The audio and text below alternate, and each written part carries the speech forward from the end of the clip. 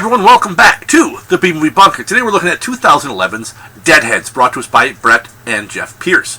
What we have is the story of a young man who wakes up to find out he's a zombie, but he's not a typical zombie because he's very coherent, and he still maintains his mental faculties and such. And he stumbles upon apparently the only other coherent zombie currently roaming around in the midst of a kind of zombie outbreak.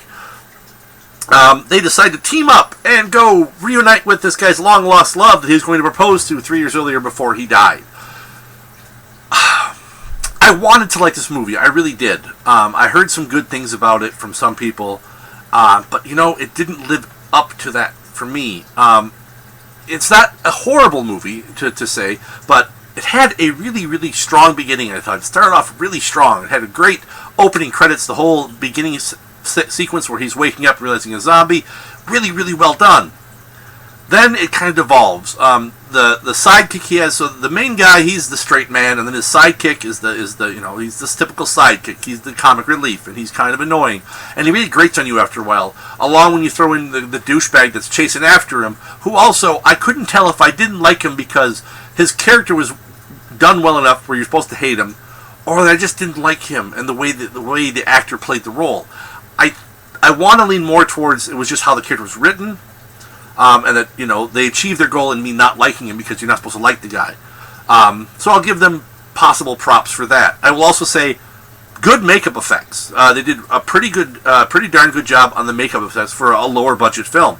But what I think this movie suffers from is it suffers from a kind of drawn out middle. It could have used some more editing and could have been shorter. And then the ending, without giving it away, it seemed like a very ill-conceived and forced ending. That's forced is a good thing with this movie. The sentimentality that it tries to do, it feels that they're trying to force you to feel. And if you're trying to force someone to feel, it's not going to make people feel. They're going to be disconnected from that, and they're not going to feel what you want them to. On a scale of 1 to 10, this is the whole road trip thing. It's like the old, Hope and Crosby on the road movies, mixed with Tommy Boy, or worse yet, Black Sheep.